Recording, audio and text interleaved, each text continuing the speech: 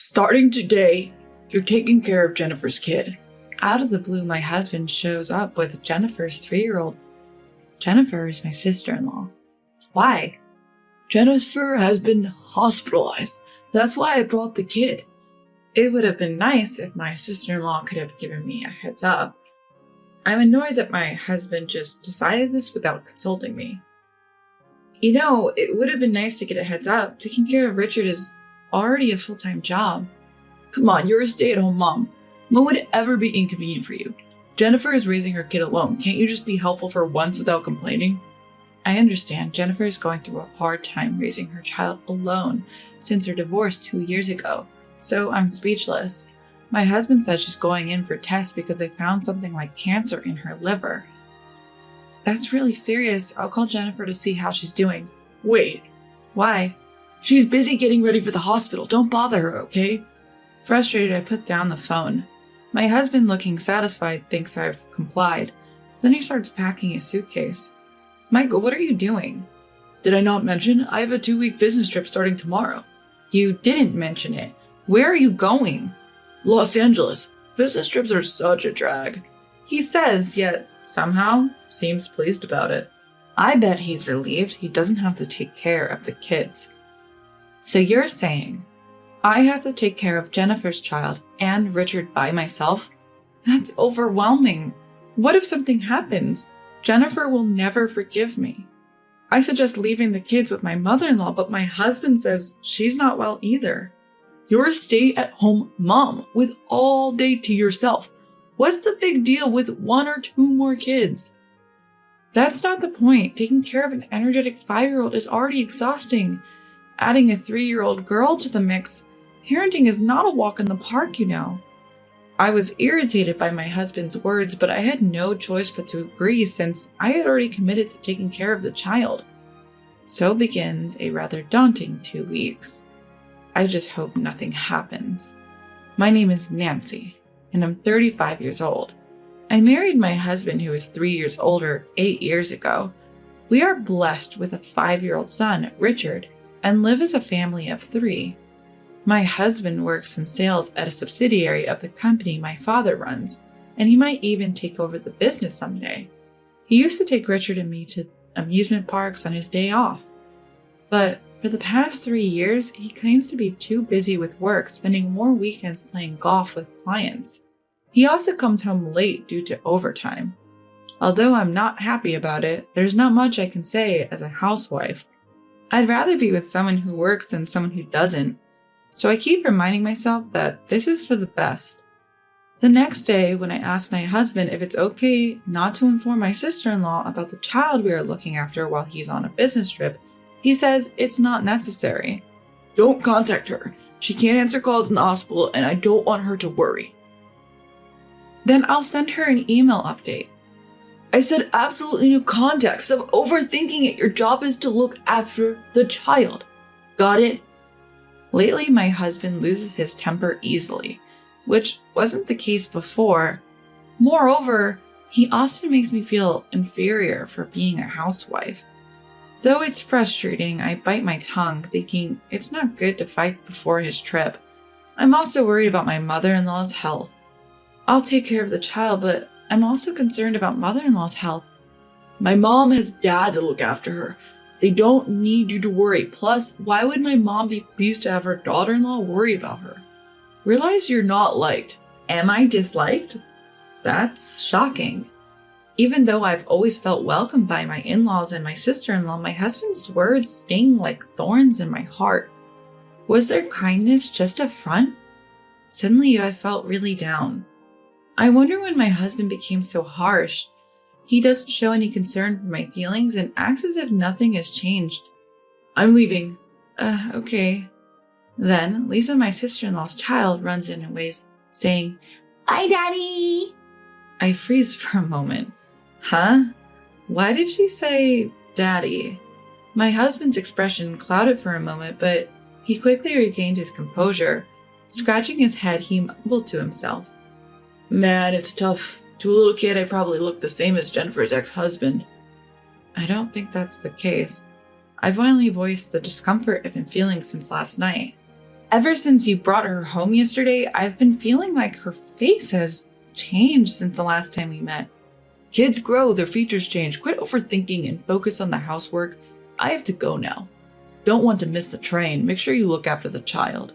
Feeling defeated, I watched my husband leave for his business trip. Little did I know, something unimaginable was about to happen. 5 hours later, my husband called me from his trip. I've arrived safely.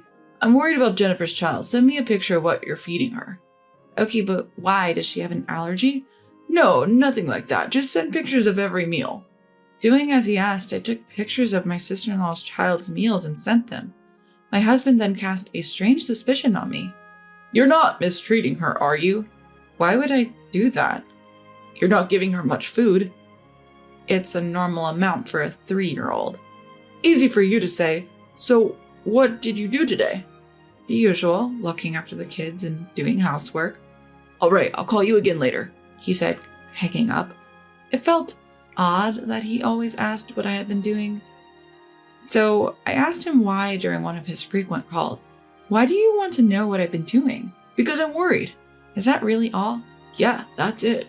He says that, but I get the feeling he's scrutinizing me. I hope I'm wrong. Then, a week into my husband's business trip, I got an unexpected call from my sister-in-law. Jennifer, are you feeling all right? Yes. Have you been worried? I've been wanting to call you. You wanted to see me that badly? Should I bring my daughter over to play with your child? Oh, are you busy? Sorry, we can reschedule.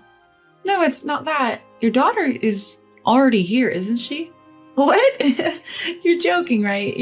You're funny. I didn't think sister-in-law was lying. I told her to come over without explaining why, just to check on my suspicions. 2 hours later, sister-in-law arrives at my home with a child. You must be Richard's new friend. What's your name?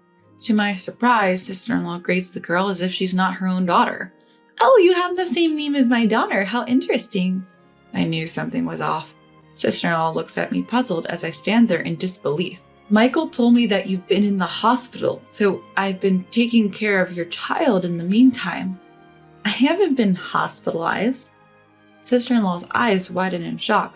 After I tell her about my conversation with my husband and that he's on a business trip, her face turns red with anger.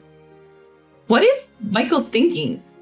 So, whose child is this? Sister-in-law rants about her brother for a while and then seems to come to a decision. I won't forgive Michael for deceiving you, me, and Mom by making you think I was sick. We should look into him. When does he come back from his trip?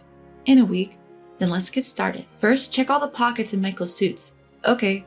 Upon rummaging through my husband's suit pockets as sister-in-law instructed, I find multiple crumpled up receipts. They're from a convenience store between my workplace and home. Why would he go there? It's out of his way. Those receipts don't prove anything. Where's Michael's bag? He took it on his trip. I see. After thinking for a moment, sister-in-law snaps her fingers. I've got it. Sister-in-law starts using my husband's personal computer. After a while, she grins. I thought so. Now, the real work begins. Make sure Michael learns his lesson through you, Nancy. After sister-in-law leaves, I continue to act oblivious, sending him pictures of our child eating 3 times a day, while secretly preparing for what's next. The day my husband is due to return finally arrives. The time to execute my plan has come. I place something on the table that I'm sure he'll want and head to a specific location. Where are you? Did I tell you I'm coming home today? Welcome home. Did you enjoy Hawaii? What? I'm currently at your mistress's condo. What? My husband stutters. I haven't cheated. Don't worry. The child is safe. I've delivered her to her real mother. We're talking right now. She's an old friend. I was just doing her a favor. I couldn't help but feel a little sorry for my husband, who still didn't get that it's too late for excuses. Look, I've gathered all the evidence. There's no point in lying anymore. The woman here also admitted that she had an affair with you. How did you find out? His voice suddenly quieted, revealing he lost state even without seeing his face. By the way, did you see the present I left for you on the table? What is this? It's divorce papers. You'll need them if you're going to live with your mistress. I've already signed it, so please file it as soon as possible. I could hear my husband's shaky voice on the phone, pleading that he doesn't want to leave me and wants to talk it over, so I told him to come over to the woman's condo right away. The moment he entered her apartment, his legs gave out. Jennifer, why are you here? He must have never imagined that my sister-in-law, Jennifer, would be here with me. His pitifulness was so over the top I almost laughed. So you cheated on her. And why did you lie and leave your child with her while you went on vacation with your mistress? Are you going to say it's a man's nature like my ex-husband did? My husband was taken aback by Jennifer's voice, which was filled with anger we'd never heard before. And he was rendered speechless because she'd hit the nail on the head. You lied to me about going on a business trip to Los Angeles and left the child, but Jennifer came to visit me with her daughter. She was far from sick. She was full of energy. So that's what happened. My mother-in-law's not sick either, right? Oh, don't even try to deny it. I verified that too. How did it come to this? I also know you've been calling every day to see if I found out about you cheating. I explained to my increasingly flustered husband how I discovered the location of his mistress's condo.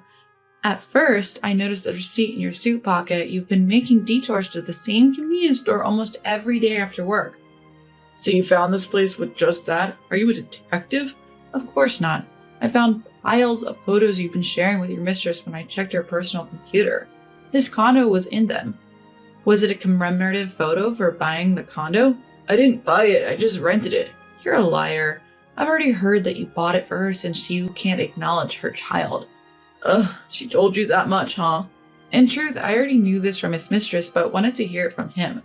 To be sure about the mistress's place, I also checked his usual Google Maps usage. All his past movements were recorded there.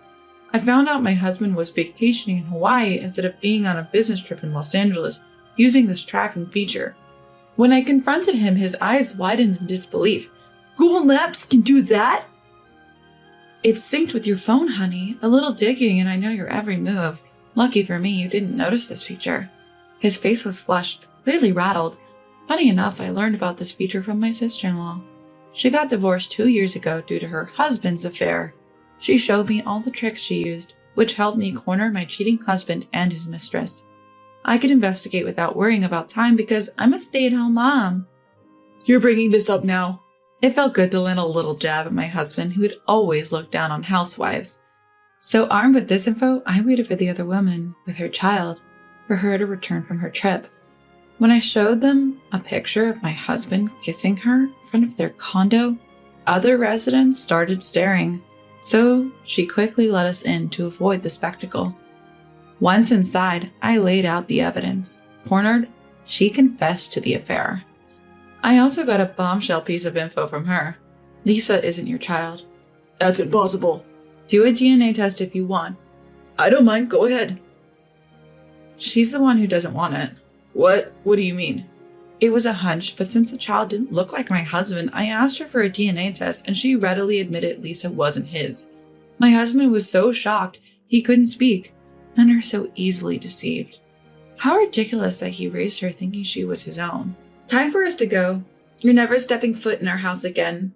I'll send your belongings here. I don't need you to send my stuff. I'll break up with her. A divorce will screw up everything for me. You have nothing to worry about. You're gonna get me fired, aren't you? I won't be able to become the CEO. Finally, he was clinging to me. He works for a subsidiary of my father's company, but doesn't realize I have no say in personal matters. No matter how much he begged, my mind was made up. Do you want to take this to court and make it expensive? We can work this out. The phrase, let sleeping dogs lie, comes to mind. Instead, I delivered the final blow. You and her will pay compensation, and this condo is in your name, so it's marital property. I'll take half. Also, you'll pay $500 per month for Richard's child support. Our old condo won't be a part of the asset division. My parents bought it for us before we married. Then I'll be left with nothing. Better keep your job then. Good luck finding a new one if you don't. Goodbye, and good luck to you and her. I left the condo with my sister-in-law, leaving behind my dejected husband and his affair partner. What a whirlwind day it was, but I'm glad I exposed my husband's deceit. After that, I got in touch with the lawyer my sister-in-law recommended and finalized the divorce, securing both alimony and child support.